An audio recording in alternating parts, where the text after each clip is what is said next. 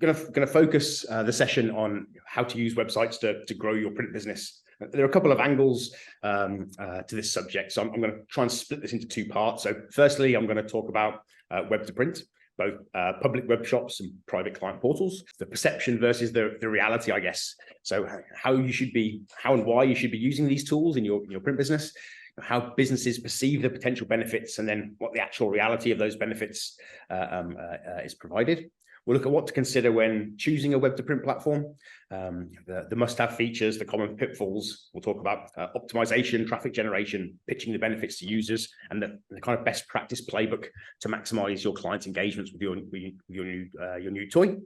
Secondly, I'll talk about how selling and building websites within your print business using your existing teams can be a real driver for growth. We'll look at market changes, convergence, the need for a diversification strategy in your print business based on the evolution of what clients need and the impact that change of client perceptions had on the industry at large. I'll end with how printers of all shapes and sizes can add new revenue streams, can create stickier relationships with their customers from providing a broader range of services, and how adding recurring revenue makes the first day of every month a little bit more happy for every printer, and how it reduces client attrition and grows your print sales directly. So it feels like a lot to cover in 30 minutes, but hopefully the result of that is quite a kind of high value, high altitude 30-minute session. Looking forward to getting some feedback from visitors as to what their plans are for growing their print business too. So Nettl is business system, co-brand partnership. I think back in Nokia Snake times, I guess we had a bunch of print shops on the high street.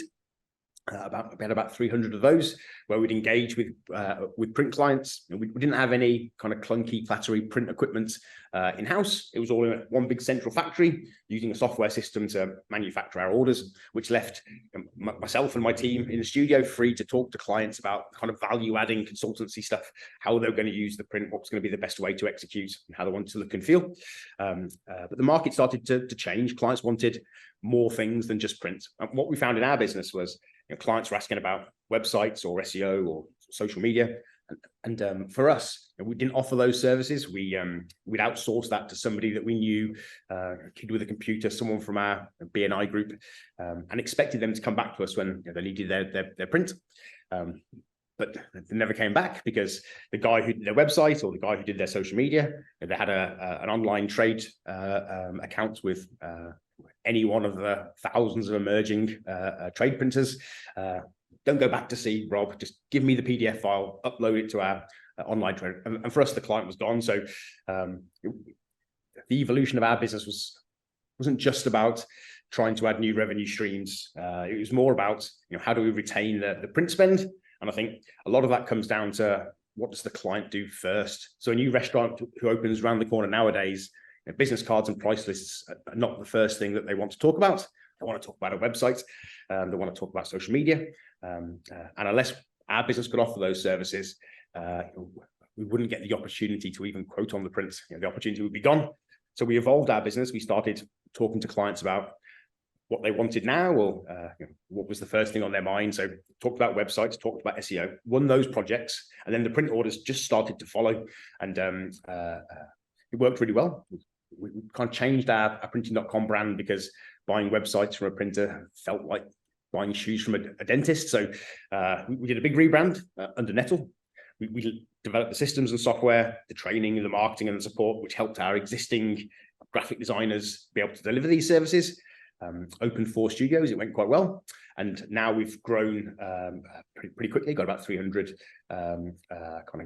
partners who license our system, software, marketing and support to bolt on to their existing print business, which allows them to offer their clients these services without them increasing their overhead. And of course, the reason for adding all these services is really just to drive more sales to that core business, which is the print facet. So that's gone quite well too, and we're continuing to add 1 or 2 partners a week as we move forward.